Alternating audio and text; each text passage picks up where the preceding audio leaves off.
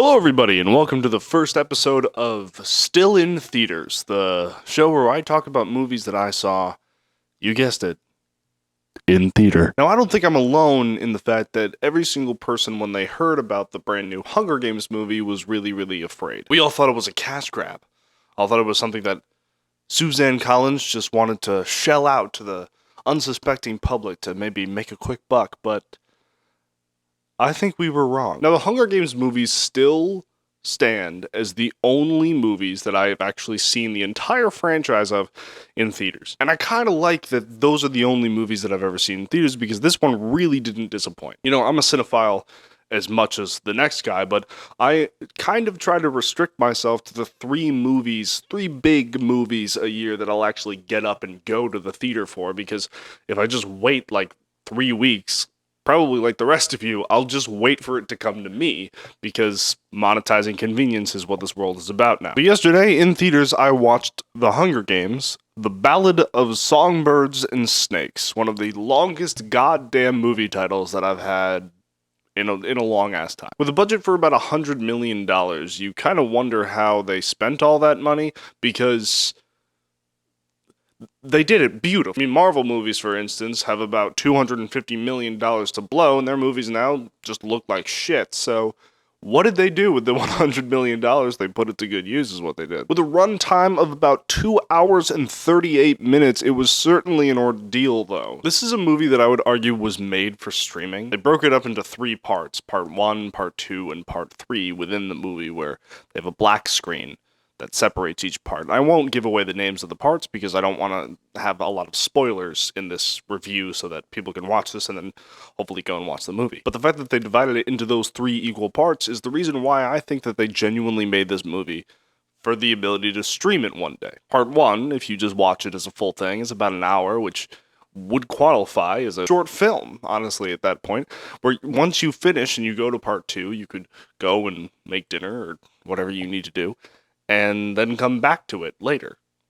Something that you can't do in the movie theater, but you can do when you are streaming it. Now, personally, the one critique that I don't like about this movie is that they have another tribute as the main character from District 12. Her name is Lucy Gray, and she's a little songbird. She sings a lot. Now, there are a couple of critiques that I do understand, like why does Lucy sing in this movie? I feel like she shouldn't be singing, and I get that. I understand that. But it does actually fill her arc out. She doesn't just sing for the sake of singing. She sings for a very specific reason that I won't spoil, but it's not because they just wanted to put songs in the movie or they wanted to like amp up the franchise in any way.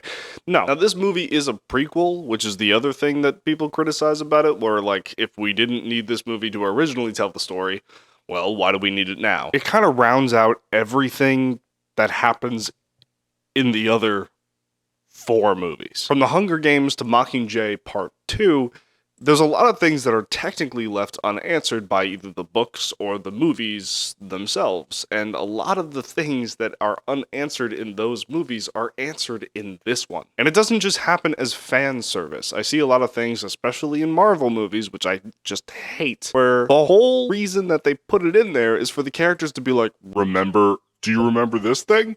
Remember this? This was in another movie. Do you remember that? None of these little insertions seemed forced. It all kind of seemed to go with what they were trying to accomplish within the story. Now let's get some more of what this movie is truly about. President Snow is just a student in this movie. He's not even 18. We also get reminded that Snow's name is Coriolanus Snow.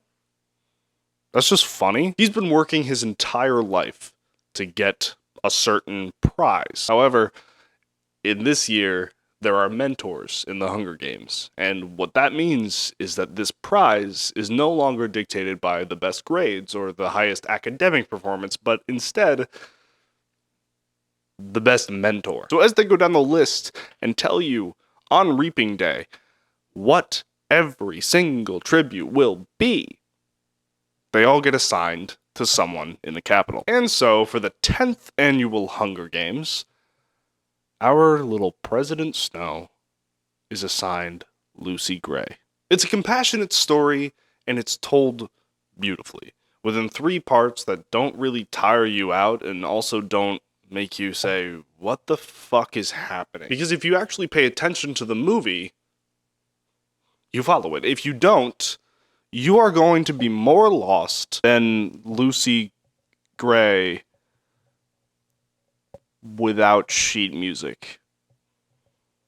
Sure, let's go with that. So for the first time ever in these Hunger Games, they actually rely on showmanship and political savvy to actually tell the story of each tribute so that they can get as many donations as possible because people were not watching the games. So then President Snow comes in, his 18-year-old little Twinkie self, and he suggests a bunch of things that revolutionize the way that the game is played. Now, I like a lot of these things. A lot of the things that happen in this movie kind of give you exactly what his motivation would be to all of his rules in the future. The rules that he defies in this movie, he makes part of the Hunger Games in the later movie. Last thing that I'll say about this movie, other than please, for the love of God, go see it, is that the unsung hero of this Songbird and Snake's Ballad is Viola Davis. Every single time that she is on screen, it is electrifying.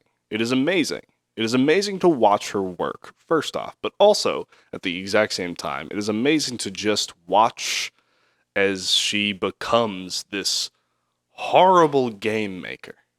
The dynamic between her and the actor who plays President Snow is fantastic, and makes me actually want to go and see a movie again, which I've never seen a movie more than once. So I think that's kind of all I have to say without spoiling major parts of the movie. I honestly would put it at a 9 out of 10. I'm not going to give it that extra point because there were a couple of times where I was like, that's not exactly what I would do with the camera there, but I see where you're going, and that's okay. So anyways, thank you all for watching. Thank you for listening. Thank you for tuning in, and I hope to see you on the next episode of Still in Theaters. By the way, if you want to listen to me react to movies the first time that I've ever seen them, go and listen to my podcast, which is coming out in early December, the audio anthology. The thing will be up on the screen right now. Yeah. So that's where I listen to all the movies that I'm going to be reviewing. All right. Thank you for watching. I'll see you all in the next video. May the odds be forever in your favor.